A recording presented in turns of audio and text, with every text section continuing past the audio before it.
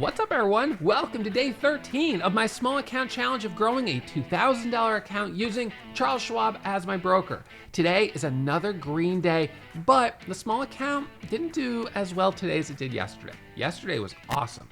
Huge green day, biggest green day so far of the challenge. Now here's the thing, the market was really hot. And yesterday I felt a little frustrated because I didn't feel that I made as much in my main account as I should have. In part because I was focused so much on the small account.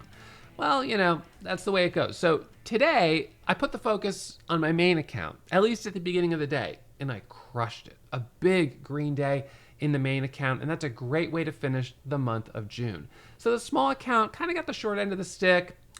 I traded in it, and I made some money in it, but because it wasn't my primary focus, I didn't do as well as I probably could have. That's all right. It's another green day. I've got to be grateful for that. And as a reminder, all of the profit from these small account challenges is getting donated to charity. And each time you guys hit the thumbs up on the episodes in this series, I add an extra dollar to how much I donate. We're at $342,000 right now. Earlier this week, I donated $5,000 to the Children's Hospital of New Orleans, and we are now just about at another $5,000 increment, which means I'll be donating to another children's hospital. So let me know if there's one that's near and dear to your heart in the comments below, and I'll see if I can make that one a priority for the next donation. Now, let's look at today's trades. So this morning, when I first sat down, day 13, our leading gainer was up over 200% from an after-hours move. The ticker is JEM, GEM.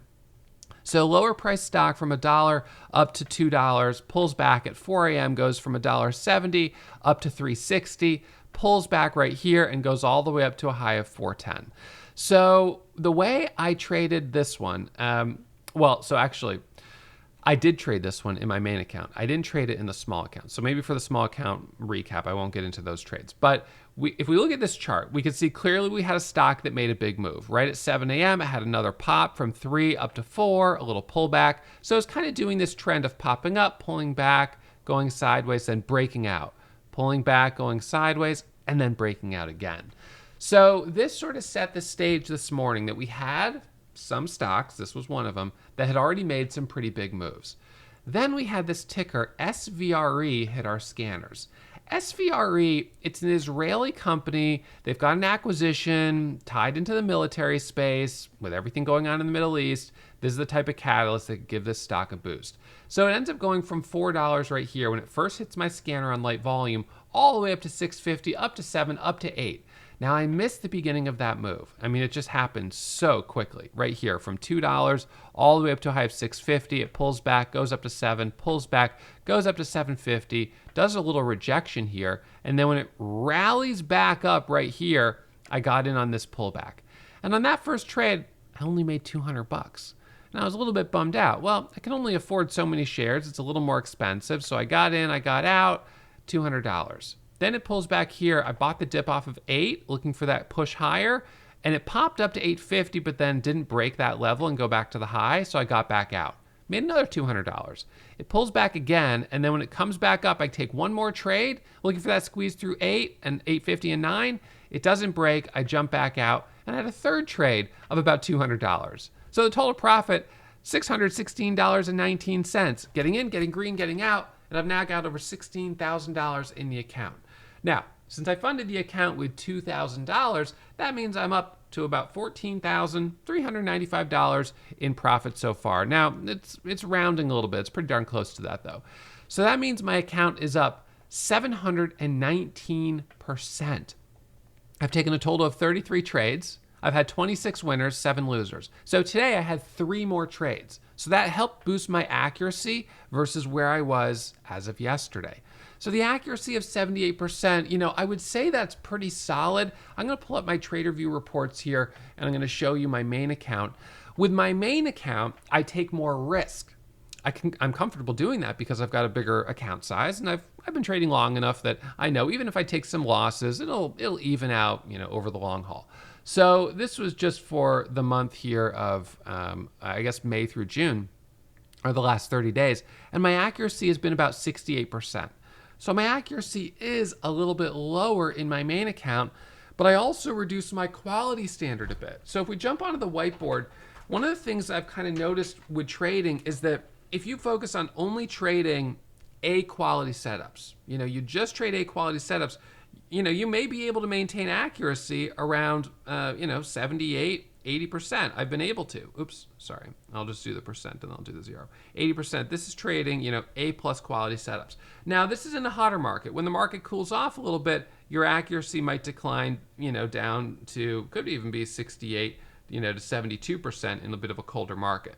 But generally, accuracy hovering in this area.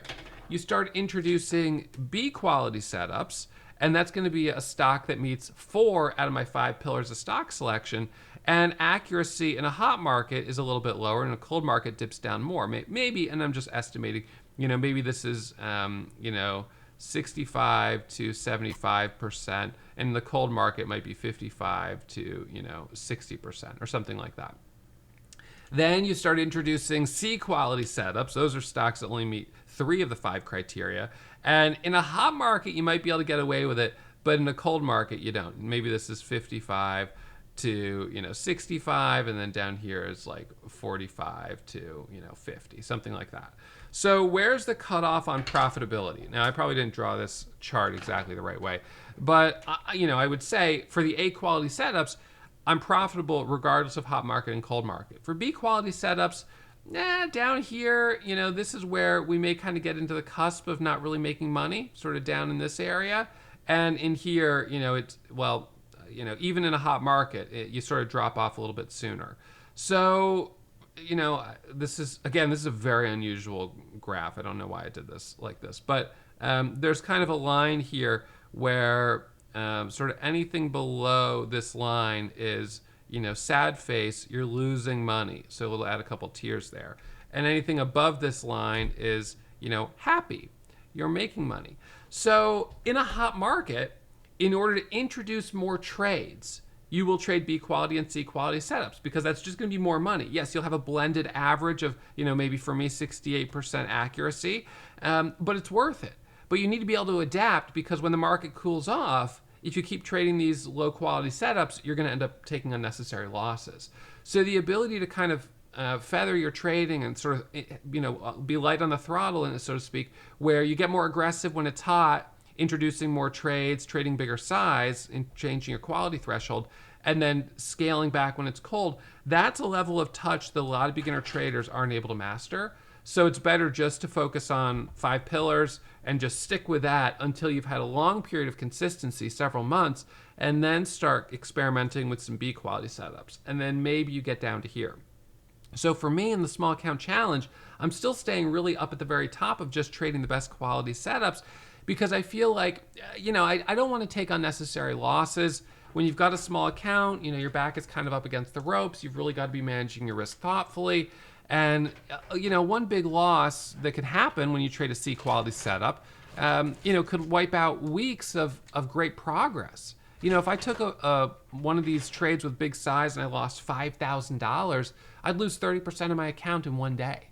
And that could easily happen trading a C quality setup, even in a hot market. So for right now, I'm focusing on quality over quantity.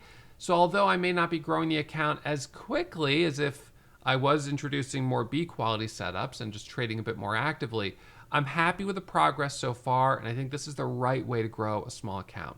For those of you guys that want to keep watching over my shoulder as I do this challenge, if you want to watch live while I'm trading, we've got a 2-week trial that you guys can check out. I also let you guys know yesterday that our 4th of July sale is currently underway at Warrior Trading, which gives you a special discount on our Warrior Starter and our Warrior Pro memberships. But before you become a full-fledged member, you could do a 2-week trial. See what it's like to be part of the community. Go through some of the classes, and if you like what you see, then join using the 4th of July coupon code before they expire next week. So if you come over to our members dashboard here, as a student going through the classes, you'll have access even when you're doing the 2-week trial to the first 6 chapters of Day Trading the Basics. This is going to walk you through my foundational course that teaches you the strategy that I'm trading every single day.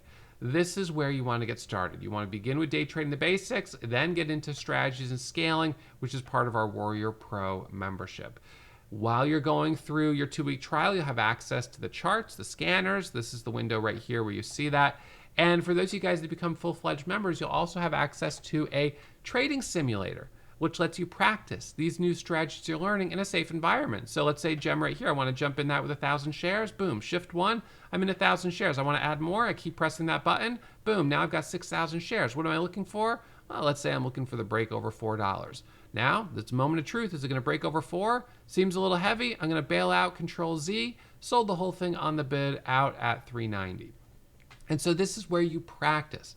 Now you want to look at your metrics. You go pull up your aptitudes, your daily performance, and you can actually see what you're trading and where you're doing well and where you need to put in a little bit more effort. So we'll look at the aptitudes right here, and you can see the profit loss ratio, the accuracy. Now this is where I kind of just am messing around.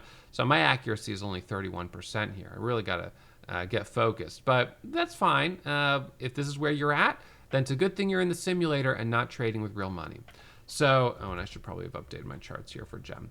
All right, so with that, I will see you guys back at it first thing tomorrow morning. I'll remind you as always that trading is risky. My results aren't typical, so manage your risk, take it slow, and always practice in a simulator before putting real money on the line. I'll see you guys streaming at 7 a.m. tomorrow morning.